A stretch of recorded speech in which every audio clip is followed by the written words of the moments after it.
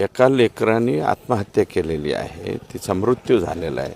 तुमच्या अंडर काम करणारी मुलगी आहे आणि त्या डॉक्टरचा मृत्यू झाल्याच्या नंतर सुद्धा तुम्ही इतकं म्हणजे बेदरकारपणे उत्तर जर देत असतील तर धुमाळ डॉक्टर त्या ठिकाणी नेमकं काय करत होते? वर्षभर सतत तिला पोस्टमॉर्टमचीच ड्युटी का दिली जात होती? इतर डॉक्टर नव्हते का तिथं?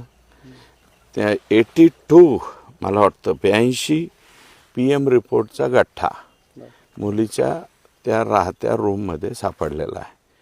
त्या लेकीला 3 एकरवरती तिच्या आईवडिलांनी डॉक्टर केलेला आहे आणि तिच्या नोटमध्ये म्हणजे हातावरती लिहिलेल्या जे कोणी पोलीस उपनिरीक्षक त्याच्यानंतर तो बनकर हे तर आरोपी झालेच पाहिजेत, परंतु संपदाच्या तक्रारीची दखल न घेणारे उपजिल्हा रुग्णालयातील जे कोणी अधिकारी जबाबदार असतील ते सगळेच्या सगळे याच्यामध्ये आरोपी झाले पाहिजेत.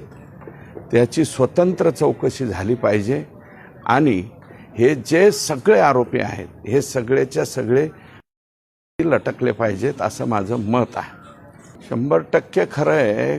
त्याच्याबद्दल ज्या पोलिसांनी तक्रार घेतली नाही, फास्ट ट्रॅकवरती तर हा खटला चाललाच पाहिजे, परंतु SIT ही स्थापन याच्यामध्ये झाली पाहिजे. पोटाला चिमटा घेऊन आमचे लोक ऊस तोडून लेकीबाळींना शिकवतात, उच्च शिक्षित करतात आणि त्याचा जर असे काही लोक गैरफायदा घेत असतील तर ही एक जरब बसली पाहिजे.